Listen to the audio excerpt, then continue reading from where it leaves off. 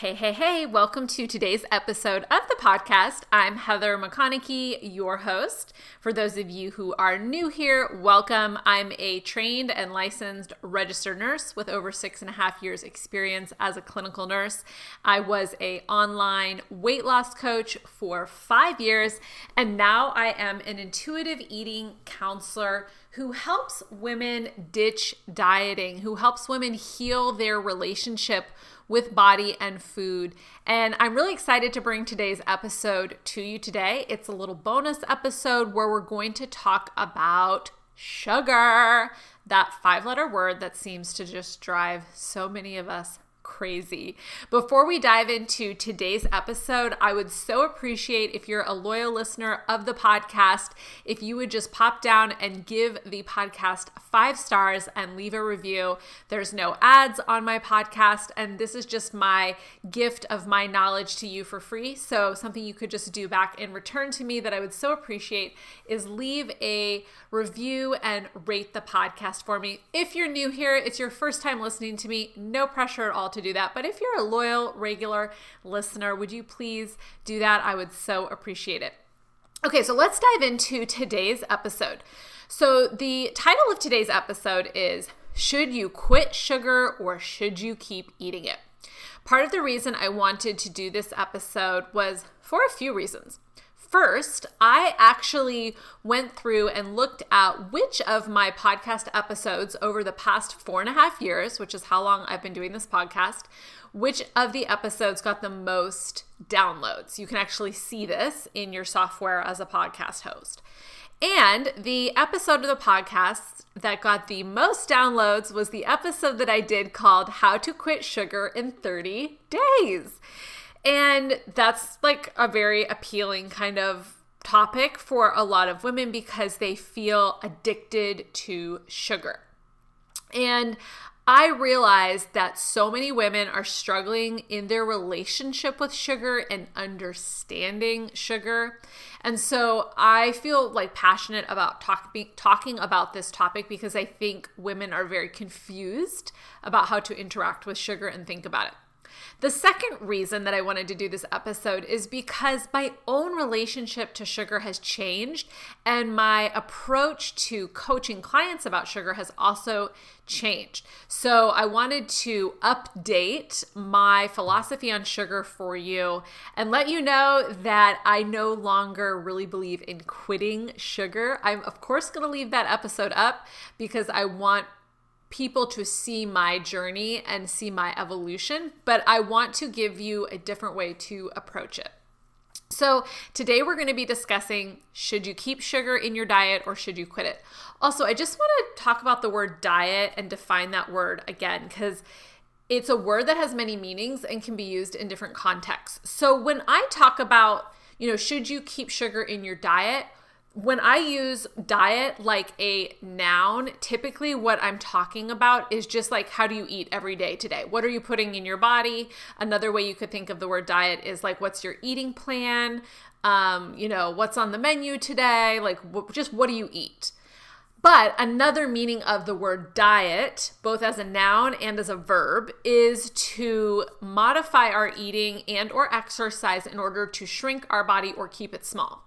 So it can be really confusing to kind of use those words interchangeably because sometimes I talk about a diet like, what are you just eating today? Like part of your eating plan. But then sometimes I use the word diet like talking about a restrictive or intentional weight loss pursuit. Does that make sense? So typically when I use the word diet as a verb, like dieting, that refers to the intentional pursuit of weight loss by modifying food or exercise. If I mention that word, like, should you keep sugar in your diet? That word, when I use it as a noun, typically refers to just like, what are you eating? I know it's kind of confusing, but there just doesn't seem to be as good a word as like diet as a noun as like eating plan. Okay. Anyway, moving forward. Sugar is a topic that incites a lot of emotions in people, a lot of reactions. It's like a trigger for people. If you go on social media or online, you'll see people adamantly like against sugar, like we must fight the oppressive nature of sugar in our diet. You'll also see people just be kind of like, whatevs, eat shug, right? And then you'll see people who are really like anti-diet, who are very against ever limiting sugar, like eat as much sugar as you want. So it's a topic that like can be very controversial, which is kind of funny because it's just like glucose molecules. Sugar has been called toxic, inflammatory, bad for you. But sugar is also tasty and pleasurable and satisfying, right? So it's very conflicting for us. We're been given these messages that sugar is bad for you, it's unhealthy, it's causing obesity, it's inflammatory. But then on the other side, we're like, my tongue likes sugar, and sometimes my brain likes sugar, and my body likes sugar, and I like sugar. So what do I do here? Let's remember that sugar is the first thing that we taste as a human infant. We taste it in our mother's milk or formula as an infant, and we are hardwired to want and enjoy sweet tastes. Babies have a natural aversion to bitter tastes, even more so than adults. Their tongues are highly sensitive to bitter tastes, and that sensitivity decreases as you get older. This is probably why very young children and even kids do not like vegetables as much, because their taste receptors for bitterness are heightened, whereas we become adults, that sensitivity to bitterness isn't as high. I know for me, I hated Brussels sprouts as a kid, and then like as an adult, I was like, ooh, I love Brussels sprouts. So just remember that, especially as a small child, you are hardwired to want sugar more. Added sugar is something that is much more rampant in our processed and prepared foods these days, and in restaurant meals, whether it's fast food or even gourmet restaurants. Even things that might seem like a good choice when you are picking out groceries, like cereal, dried fruit, yogurts, like a salad dressing, just like a sauce, can all have lots of added sugars that you don't even realize. And when you add in sweetened coffee drinks, go through the Starbucks drive-thru, sodas, actual sweets, actual candy, there's a lot of hidden sugar in our eating, and we can start to be like, whoa, I didn't even realize that I ate 50 grams of added sugar today. I just want to remind you guys that the World Health Organization recommends for health in general that women have less than 25 grams of added sugar per day in their diet, and men have less than 35 grams. So that is a health organization's recommendation. When I was coaching people with their physique, women who wanted to lose fat, I would focus on either no sugar, that was kind of my initial approach to sugar, to 6 to 12 grams max per day, which is also very little. Just to give you context, my favorite brand of Greek yogurt has, in like one yogurt, it has 6 grams of added sugar. So if I was focused on just having 6 to 12 grams of added sugar a day, then that one yogurt would max me completely out. So as a physique coach, my approach to sugar was much more rigid. And part of that is because when you eat less sugar, it typically does produce less body fat stores for most people, and you can start to see weight loss or muscle definition. But we're going to talk more about is that always the best approach? Another thing that's very rampant in the conversation around sugar that I hear a lot is sugar addiction. Okay, let's talk about, is sugar addiction even real? There are many explanations for why you experience yourself as a sugar addict. I used to think I was a sugar addict too. I would bake a pan of brownies, eat the whole pan. I would make cookies and just felt like I compulsively could not stop eating cookies. Like I would eat 6 in a day. I would get a dessert in the mail. I remember one of my old coaches, he sent me a dessert from Milk Bar in New York City, and Milk Bar has awesome desserts. And I had a piece of this pie, and then I compulsively ate a second piece of the pie, and I felt so out of control around this pie, and I was afraid I was going to eat the whole thing, that I threw it in my garbage can and I poured bleach over it. Okay, that's how much I felt out of control around sugar. I had to literally put a poison on top of this thing, or I was like, I'm going to dig this out of the trash and eat it. Okay, anybody else else relate to that? It reminds me of that Sex and the City episode where Miranda was like compulsively eating cake, and she threw the cake in the trash, and then she like literally ate cake out of the trash. So then she like poured dish soap on it, I think. Okay. So it's very common to think you're a sugar addict, but let's talk about what are some of the alternative explanations for why you might feel compulsive around sugar. 1, you're restricting sugar, right? Okay. 2, you have a history of dieting. Remember, dieting is any change, intentional change to your eating and or exercise that is designed to shrink your body or keep your body small. All right. So you don't have to be actively pursuing weight loss to be dieting. You could also be just trying to keep your body at a smaller size. That is also active dieting, y'all. And we're going to talk more and more over the next few months about signs that you're a dieter and you don't even realize it. It's signs you're in dieting mentality and you don't even realize it. Okay. So history of dieting can cause cravings for sugar. Also, restriction of sugar. So especially in childhood. So either restriction or scarcity with sugar. I know my mom like really didn't want us to eat sugary cereal. She didn't want us to eat candy. She didn't want us to eat like gummy bears or like gummy fruit snacks, things like that. But guess what? Like I turned into a compulsive sugar eater. I would buy a bunch of candy for sleepovers with friends and binge eat candy. I would go to a friend's house and I would go to, eat all the cookie dough. Okay, sorry for that little FaceTime call. That was my boyfriend calling me. Okay, we're going to call him back. But I would go through just like massive amounts of sugar at one time. And so like, what was that? Was I a sugar addict? Or was it the fact that my sugar intake was restricted at home and there were rules around it?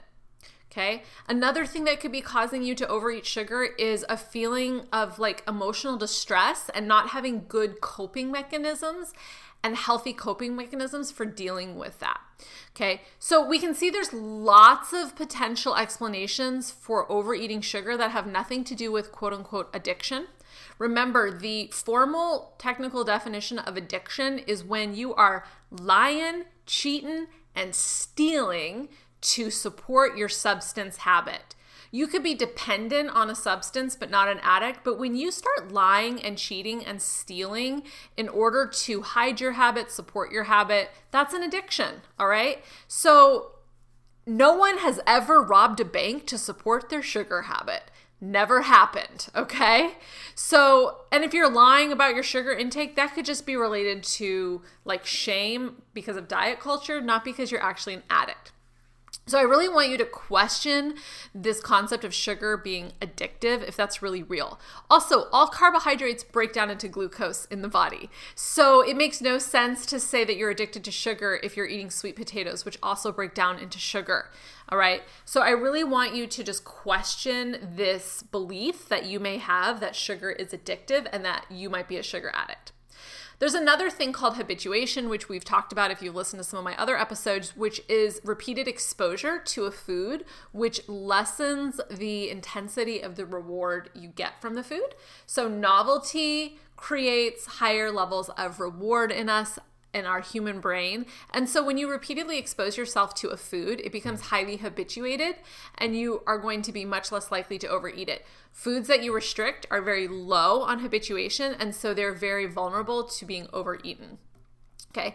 I actually spent a lot of time over the past year habituating sugar because I had been very restrictive over sugar over the past roughly 5 to 7 years when I really started pursuing like an active dieting lifestyle, and I then became a weight loss coach. So I felt an inordinate amount of pressure on myself to maintain my physique, to practice what I preached, to limit sugar, and do the things I was telling my clients.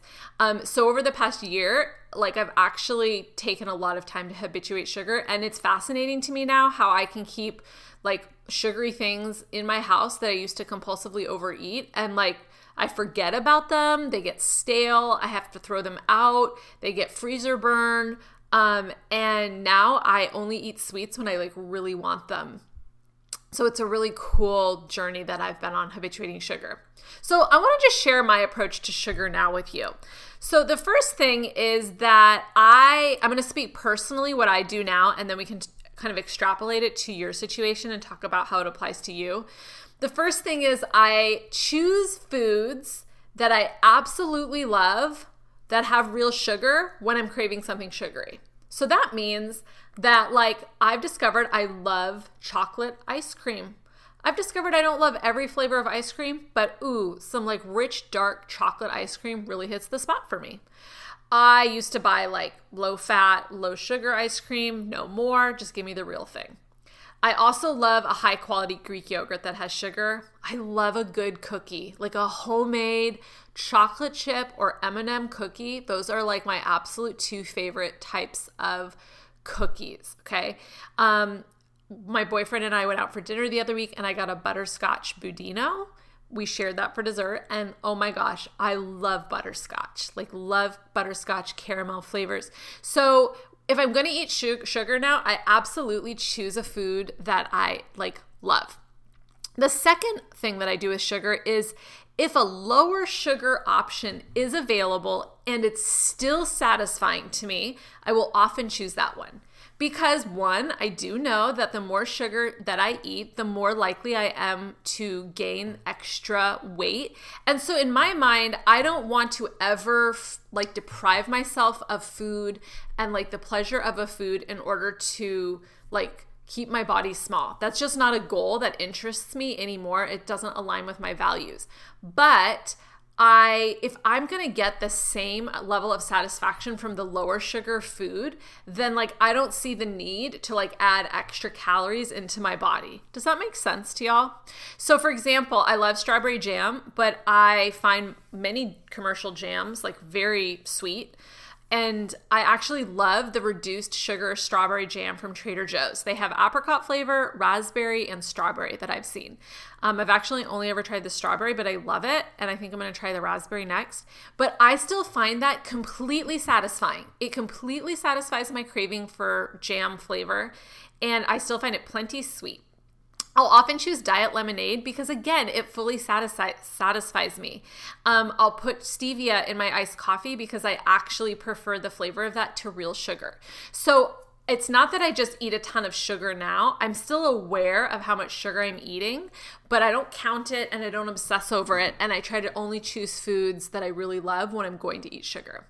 I don't substitute real sugar anymore in recipes. Like I threw out like fake sugars that I had in my pantry for cookies. I don't eat diet ice cream anymore, but like I do have a Diet Coke or a Coke Zero when I want a soda because I actually do not like real soda with all that sugar. Personally, in my body, liquid sugar makes me feel very sick. Like I feel headachy, I feel kind of nauseated. It just like I think really disturbs my blood sugar level in a way that like doesn't feel good.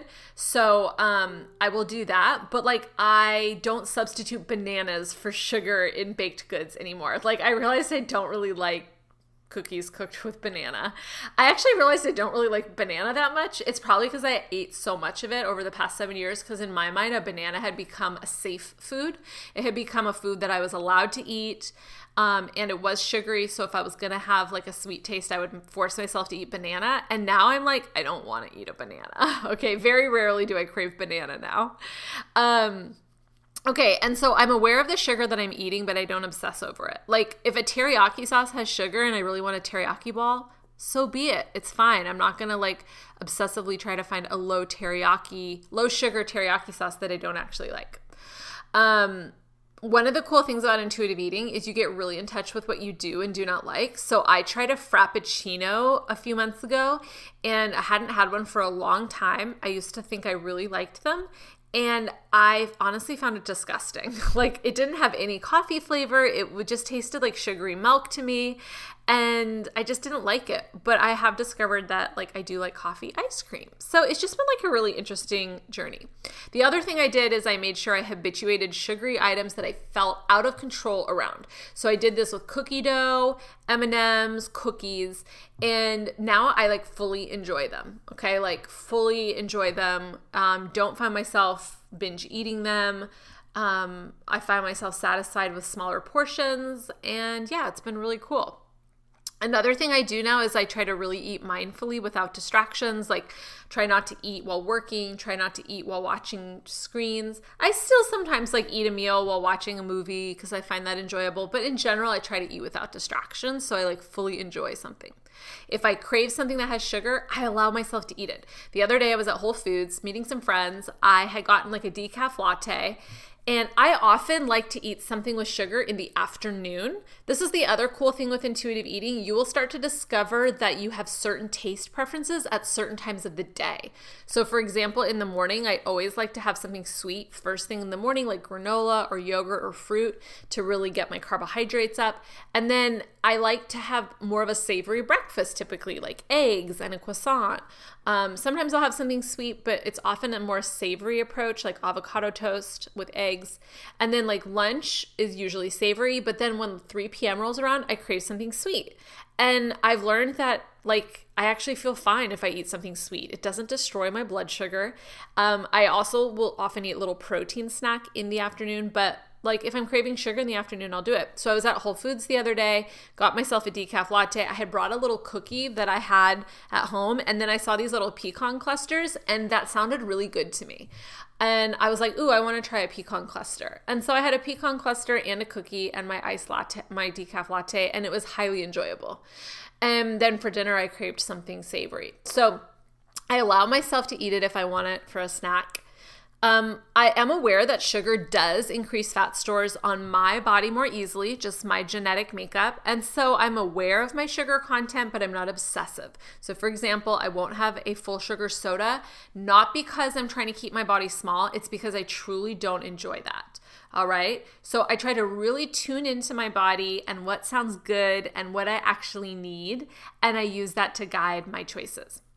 Now my eating is much more varied and balanced, so I'll have a cookie and a green juice. I'll have a teriyaki bowl that has sugar and I'll have eggs. I'll eat waffles with real syrup and I'll have chicken salad. So there's so much variety in my diet that I feel so much healthier, to be honest. I'm building muscle again. I'm building a booty. My skin has never looked more clear or radiant to me. My menstrual cycle is more regular. I have basically no menstrual cramps anymore, which is amazing. And I just feel happier. My anxiety has improved. So like there's huge benefits to eating all foods without rules. So I want to just throw it over to you now. Like, which approach do you think is best for you? After listening to my story, like, do you think quitting sugar and zero sugar is really the best approach? Do you think that is sustainable for you? Do you think that's enjoyable? Do you think that's triggering binges? A lot of times in the world of addiction, we think we need to be at zero of that substance in order to abstain from it. And that is true in certain substances like alcohol that are highly, highly addictive to the brain. But sugar is not highly, highly addictive to the brain in the way that you think it is. It is typically because of low habituation and other issues that are causing you to overeat sugar. Do you want to try habituating a sugary food that you feel out of control around? Listen to my previous episodes on what to do around overeating, and I'll walk you through how to habituate foods. I hope today's episode was really enjoyable for you, educational, and helped you rethink your relationship to sugar. I want you to think critically about health claims that you see out there, especially when it comes to food. Anytime you see any kind of statement that's really about eliminating foods or foods are bad or addictive, you should immediately question that claim and your red flag alert should go up. So I really hope that today's episode was helpful for you. If it was and you enjoy listening to the podcast, please give the podcast a 5-star rating and leave a review. I read all of the reviews and I really appreciate your support of the podcast. I can't wait to talk to you in a few days. And until then, keep focusing on being healthy, moving your body, nourishing your body, and taking good care of the vessel that you have been gifted.